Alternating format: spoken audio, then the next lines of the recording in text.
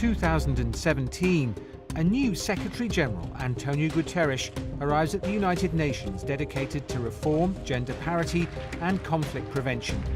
Around the world, the list of challenges keeps growing.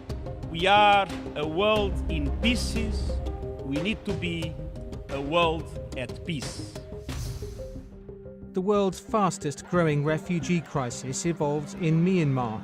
Driven by violence and human rights abuse, more than 600,000 stateless Rohingya fled to Bangladesh, where the fragile infrastructure is overwhelmed.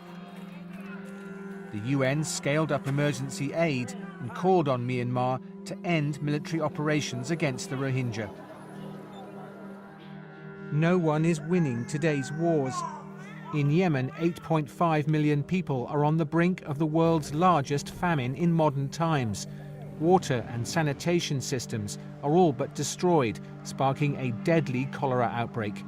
The UN sent in emergency supplies and urged all parties not to block civilians from humanitarian aid.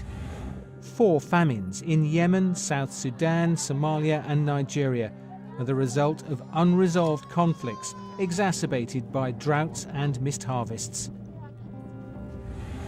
In the deadliest attack on a UN peacekeeping mission in decades, 14 Tanzanian peacekeepers lost their lives in the Democratic Republic of the Congo.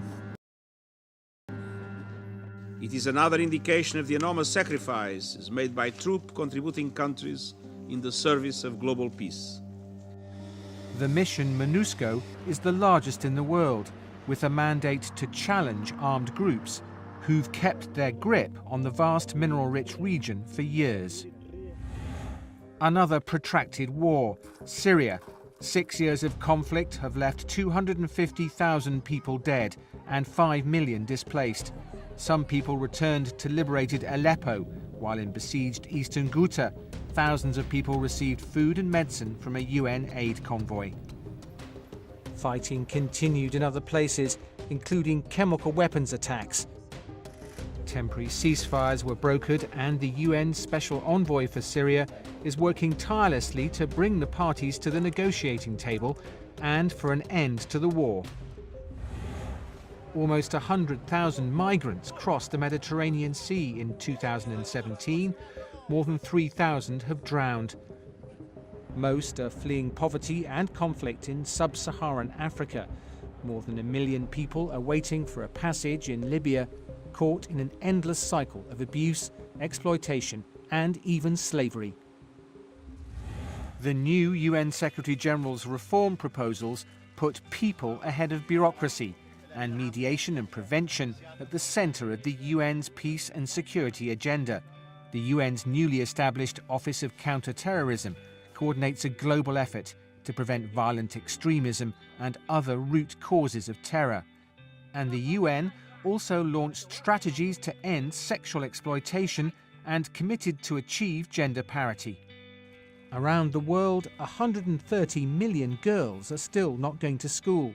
Unacceptable for UN Messenger of Peace, Malala Yousafzai. If we want to go forward, we have to give education to girls. And once you educate girls, you change the whole community, you change the whole society. By 2020, the UN aims to double the number of women peacekeepers, to protect civilians and support local women to participate in peace building. Success in Colombia, where the UN mission verified the disarmament process of the last former FARC fighters, pointing the way to lasting peace in the country. Closure in The Hague. After more than 24 years, the UN's Tribunal for the former Yugoslavia completed its work. The tribunal was the first war crimes court established by the UN and has brought more than 160 perpetrators to justice. In the last major case, the former Bosnian Serb commander Ratko Mladic was sentenced to life in prison for multiple counts of genocide and crimes against humanity. New nuclear and missile tests in the DPRK, otherwise known as North Korea, led to increasing tensions around the Korean peninsula and worries around the world. We must not sleepwalk our way into war. And more broadly, all countries must show greater commitment to the universal goal of a world without nuclear weapons. The UN Security Council tightened existing sanctions on North Korea. In December, the government in Pyongyang invited a UN envoy to start discussing issues of mutual concern. Meanwhile, 122 countries voted for the first ever treaty to completely prohibit nuclear weapons, a historic moment for disarmament. Waves in New York. At the Ocean Conference, member states committed to voluntary measures to protect the world's seas. Shortly after, a series of mega hurricanes cut a trail of destruction through the Caribbean. On some islands like Dominica, hardly a tree or a house was left standing. Scientists saw strong evidence that climate change magnified the strength of the storms and other natural disasters. The UN called on countries to speed up the implementation of the Paris Climate Agreement. Speeches and tasks will not solve the problem, but walk the talk is more effective.